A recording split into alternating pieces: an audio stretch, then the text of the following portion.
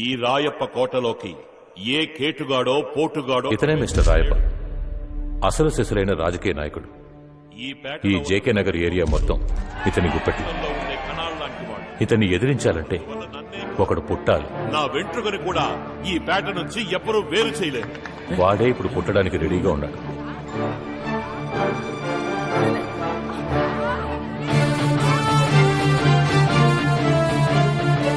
పుట్టేటప్పుడే రాయప్ప పంచును మాత్రమే కాదు, అక్కడున్న నేతలందరి పంచులు ఓడదీసి మరీ పుట్టాడు.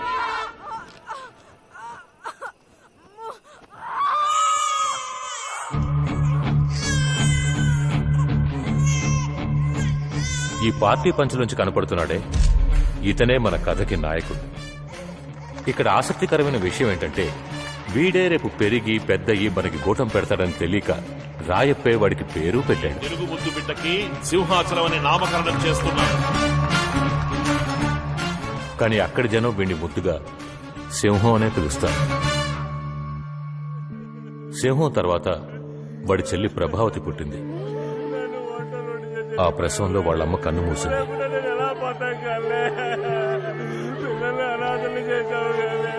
ఆ దుఃఖం తట్టుకోలేక తాగుడికి బానిసై వాళ్ళ నాన్న కూడా చనిపోయాడు. అప్పటినుంచి వాళ్ళిద్దరినీ ఆ ఏరియా జనమే పెంచి పెద్ద చేశారు.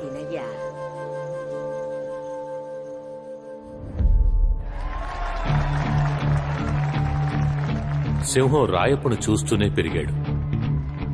రాయప్పను చూస్తూ రాజకీయాలు నేర్చుకున్నాడు. సింహం దృష్టిలో ఎదుగుదల అంటే అది రాయప్పదే. వాడి కళ్ల ముందు బైక్ మీద వెళ్లిన రాయప్ప ఈరోజు కారులో వెళుతున్నాడు. ఎలాగైనా రాయప్పకి దగ్గరవ్వాలని సింహం ఆశపడ్డాడు.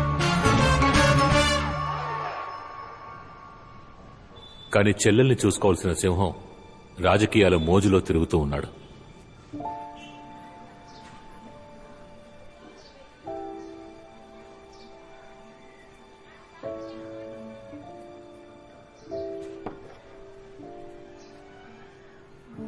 రే, అమ్మ ముక్కుపడకెక్కడా? వీటన్నిటికీ డబ్బులు ఎక్కడవి? నేనే తీశాను. ఏంటిప్పుడు? అమ్మ జ్ఞాపకంగా ఉన్నది అదొక్కటే, దాన్ని కూడా అమ్మేసేవే. నువ్వు అస్సలు బాగుపడవు, నాశనం అయిపోతావురా. ఏంటి ఓవర్గా మాట్లాడుతున్నావు? నువ్వు పుట్టడంతోనే అమ్మని చంపేశావే.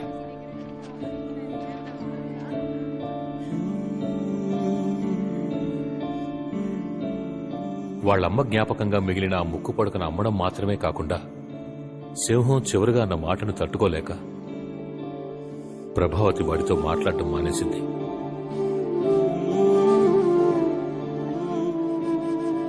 ఇప్పటికి 15 ఏళ్లైంది.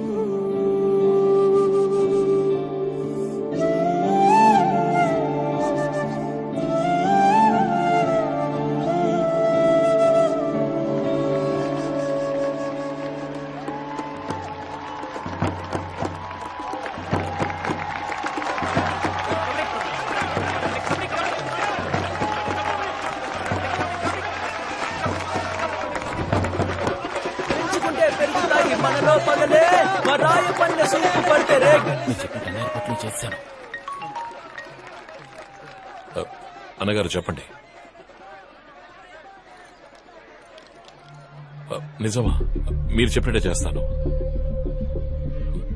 అలాగే అన్నగారు. ఎలాంటి సమస్య రాకుండా నేను చూసుకుంటా అన్నగారు. నేను చూసుకుంటాను అన్నగారు. అలాగే. ఏంటన్నగారు వెక్కిళ్ళు? చూస్తున్నావు కదా, తాగడానికి నీళ్లు తేరా. ఏయ్, వేదిక మీద నీళ్లు ఉండాలిగా. అన్నగారు నీళ్లు తీసుకురా పో. అన్నగారికి నీళ్లు తీసుకురండి. అన్నకి నీళ్లు తీసుకురా. అన్నగారు నీళ్లు కావాలంట. అన్నకి నీళ్ళు కావాలంట.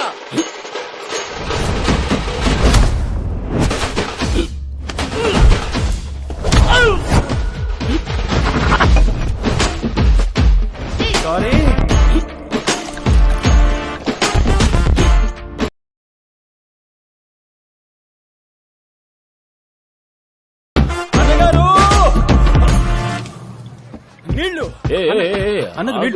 ఆగు. ఎక్కడికి వెళ్తున్నావు? ఆయన తాగాలన్నా కడుక్కోవాలన్నా ఇక్కడ మేమున్నాం. నువ్వు వెళ్ళు. చెప్పండి అన్నగారు. అన్నగారు ఇదిగో బయలుదేరా. ఇంకో 10 నిమిషాలు అక్కడ ఉంటారు. బండి తీరా. అన్నెందుకు నీళ్ళు కూడా తప్పకుండా పోతున్నాడు? ఇప్పుడు అంత అర్జెంట్ పని ఏంటంటే ఇంకొకటి మొత్తం ఖర్చు అంతా దండగా. వాళ్ళు 10-15 ఏళ్లుగా ఆయన వెనక నీడలా ఉన్నారు. నిన్నలా దగ్గరకు రానిస్తారా? పైకి రావాలంటే నీళ్ళిస్తే మాత్రం సరిపోదు. భూ ఆక్రమణ కేసులో చిక్కుకున్న ప్రజా సంక్షేమ పార్టీ మాజీ ఎమ్మెల్యే మద్దెలపాల నియోజకవర్గానికి చెందిన రాయప్ప గారు దాఖలు చేసిన ముందస్తు బెయిలు పత్రం కొట్టివేయబడ్డంతో వారిని ఖైదు చేయడానికి ఇక్కడ పోలీసులు సిద్ధంగా ఉన్నారు. పార్టీ కార్యకర్తలు, అభిమానులు పెద్ద మొత్తంలో రావడం వల్ల ఉత్కంఠ నెలకొంది. నేను లాయర్తో మాట్లాడాను. మీరు త్వరగా బయటకు వచ్చేస్తాను. ఎందుకు పడకండి, నేను చూసుకుంటాను. చెయ్యొద్దు మా అన్న రాయప్పని ఖైదు చెయ్యొద్దు. చెయ్యొద్దు మా అన్న రాయప్పని ఖైదు చెయ్యొద్దు. కెమెరా అతని వైపు తిప్పు. చెయ్యొద్దు మా అన్న రాయప్పని ఖైదు చెయ్యొద్దు. ఎక్కించొద్దు నా దేవుణ్ణి బండెక్కించొద్దు. ఎవడ్రా వాడు? నాకు తెలియదు అన్నగారు. ఎవడ్రా వాడు? పోలీస్ అరాచకం నశించాలి. ప్రతిపక్షాల కుట్ర నశించాలి. ప్రజాస్వామ్యం అన్నా, ఈ దారుణమైన దృశ్యాన్ని నేను చూడలేకపోతున్నానన్నా. నా అన్నను బండెక్కించొద్దు. నా అన్నను వాళ్ళు బండెక్కిస్తుంటే మీరే మాట్లాడరేంటి? నేను ఈ దృశ్యాన్ని చూడలేనన్నా. అన్నా, నేను విషయం తాగిచేస్తానన్నా. రేయ్, అన్నగారు ఏంట్రా ఏ సమస్య లేదు, నేను పడుకుంటా అన్నగారు. వాడు ఊరికే నిజంగానే తాగుతున్నాడు రా వాడు. మీరు వెళ్ళండి. అన్నా, నేను ప్రాణాలతో ఉండగా నిన్ను బండెక్కించనే ఉన్నానా. నా అన్న వర్దిల్లాలి.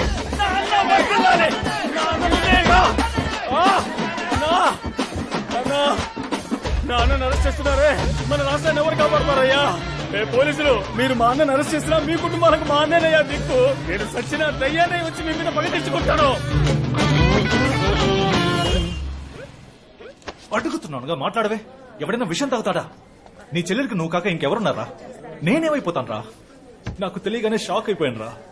వాళ్ళు తప్పు చేస్తారు, జైలుకి వెళ్తారు, బెయిల్ బయటకు వస్తారు, వాళ్ళకి పబ్లిసిటీరా? ఇది అర్థం కానంత అమాయకుడివా?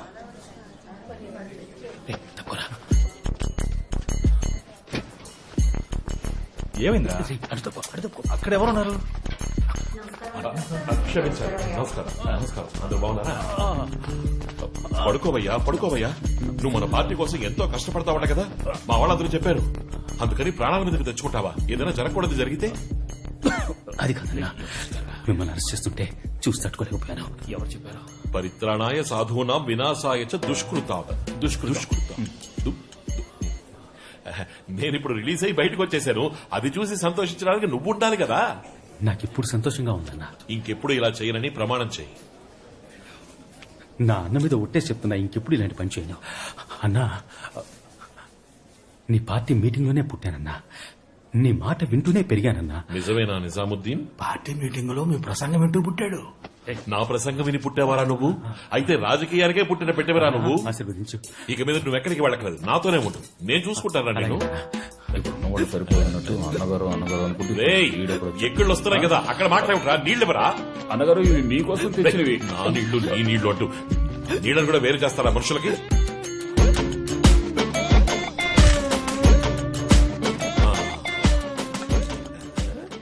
అన్నా, నీ గుర్తుగా ఉంచుకుంటా అన్నా. ఒక ప్లాస్టిక్ బాటిల్ కి ఎమోషనల్ అయ్యే కార్యకర్త దొరకడం ఎంత కష్టం. చల్లగా ఉంటుంది. దాహం తెచ్చిన దాత వర్దిల్లాలి. ఏం మీరెవరు వర్ధిల్లాలి అంటారా? రేయ్, నీకు నేను చొక్కాలు చూపించలేదు, చూపిస్తాను. రే బావా, ఇప్పుడు అర్థమైందిరా నీ ప్లాన్.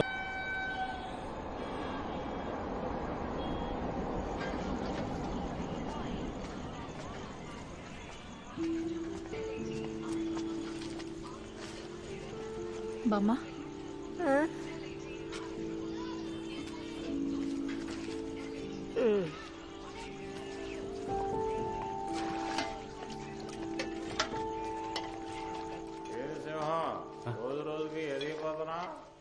లేదన్నా, మిమ్మల్ని దాటి ఎలా అన్నా? అలాంటిది లేదు అన్నా. నాకు నువ్వు తప్ప ఎవరున్నా నీకు తెలుసు కదా అన్న మాట వింటూనే పుట్టాను, పెరిగాను. ఈ ముక్కాని చేలు వేస్తే కొంచెం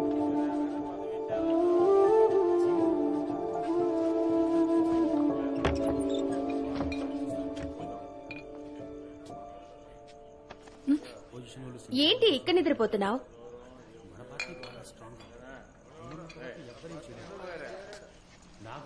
లోపలికి రా. వదిలే. రా. దానికేందన్నా ఇదిగో తీసుకో. నీ ముందు ఉంది కదా.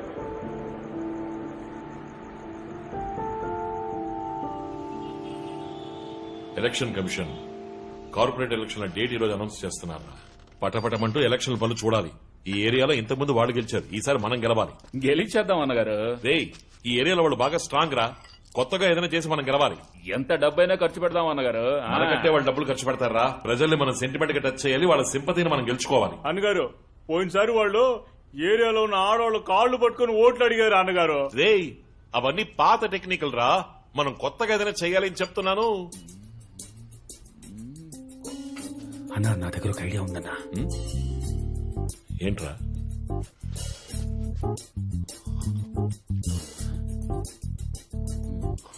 షిట్. ఏంట్రా నువ్వు అనేది?